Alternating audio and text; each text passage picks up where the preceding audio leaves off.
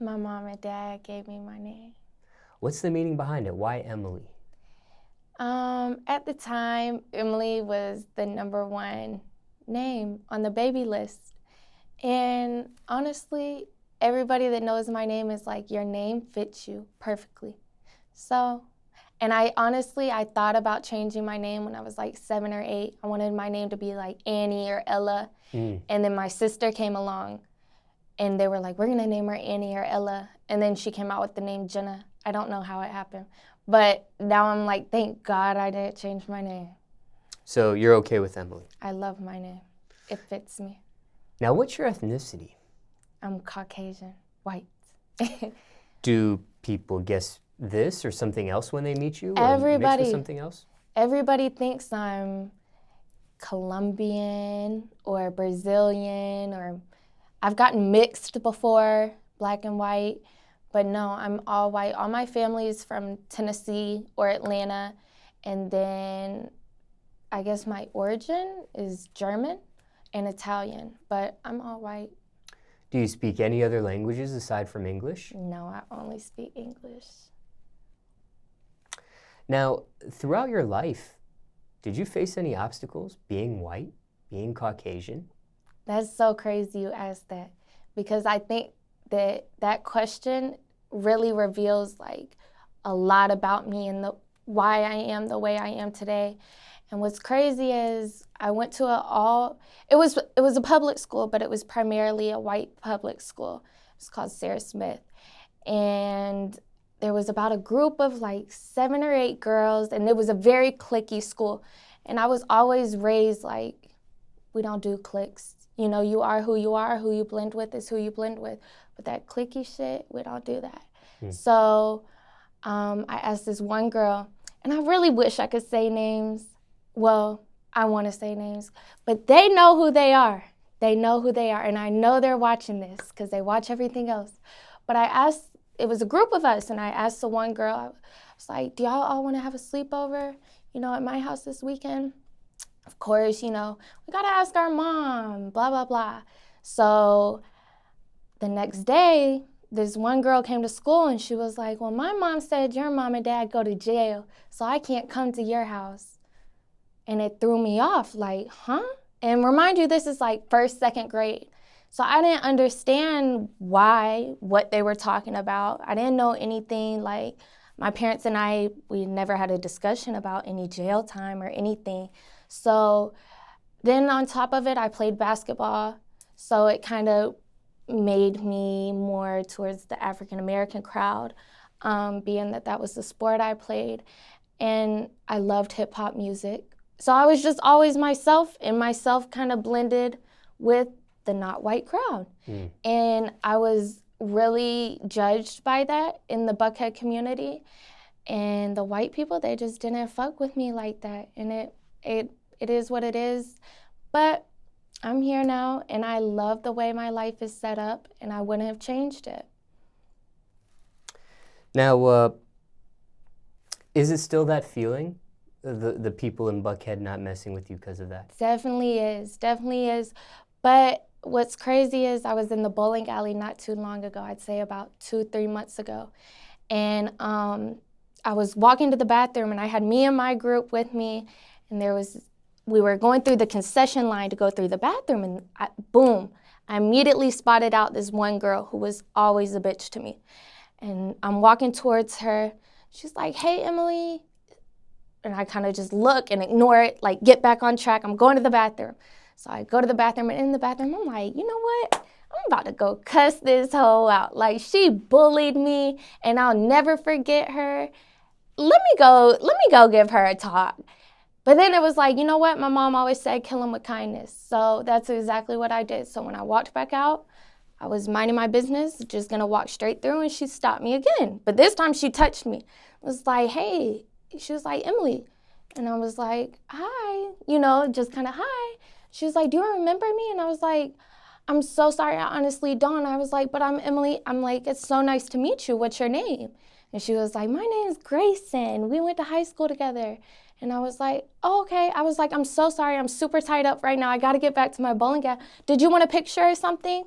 Just killed it. Like, treated her like a fan, or not a fan, but treated her like a normal person that just met me or something like that, I don't have time for the games. I'm gonna act like I don't know you. So that's how I handle it now. You were bullied in school? Definitely. I was homeschooled after 9th grade. So I attended high school for 1 year, but I wouldn't say I was more so bullied, more so than I didn't fit in, because it was so cliquish. It was black, Mexican, white. And everybody fucked with me and I fucked with everybody. So it was hard for me to like really fit in and find my place. So I was like, let me come out, let me be homeschooled. And I would not have changed that. Plus my ACT score went crazy high once I was homeschooled. So I got a better education. But I couldn't find where I fit in high school. So I became homeschooled. The homeschooling was your choice or parents or? It was all me. I just decided one day, I took a practice ACT test and I scored a score that couldn't even get me in community college. So I was like, you know what, something's gotta change. Like, this isn't working. So I became homeschooled. I had a tutor 3 days a week that came to my house to go over school stuff and practice ACT. And I ended up scoring a 34, which the highest is like a 42. So I got a scholarship to where I went to college. I went to SCAD for a few years. But it was a drastic change. I got accepted to every college I applied to after that. But that wouldn't have been possible without me being homeschooled. So you didn't do homecomings, proms, that sort of thing? No, I didn't, but I think it was my senior year, my best friend still went to school. Her name's Carla. And Carla was like, you know what, you only live once, bitch, you're going to prom with me. So we went as best friends, and it's a night I'll never forget. And I'm so glad she made me go. She drugged me there, and I was like, oh, I don't want to go see these people. Like, ew. I just was having anxiety on the way there. I threw up. Like, I had such bad anxiety going because I was like, ew, like, I have to go see these people that were so mean to me since 1st grade, and now we're 9th, 10th, 11th grade, and they're still bitches. Ew, I don't want to go to this. But she was like, you know what? Grow up. Come on. So I went. And honestly, that right there was sort of a life-changing moment. Like, you're going to have to face your obstacles. And that's exactly what I did. And I am so thankful my best friend drugged me to go to that. Now, you don't have any kids at the moment. No. I have bad baby fever, but no. But let's say you did have children. At this point, you have private school, you have homeschool, you have public school. How would you have your own children go to school? All the way, 100% homeschooled. Really? Homeschooled. I learned so much from growing up with my parents owning Huff Furniture.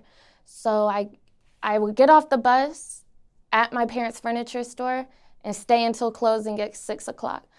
And if it wasn't for that, I don't know if I would know what I know to this day. I learned so much through growing up, being around so many different people, learning from my mom and dad, learning from my grandparents. That is like, that changed my life. That whole experiencing, but I learned so much more through being at my parents' store every single day that's gotten me further than school's gotten me. I'll say that. I'll put it like that. So hands-on business experience. Yes, definitely. Now, okay, let's say somebody's watching this, right? And maybe they're being teased or bullied, that sort of thing.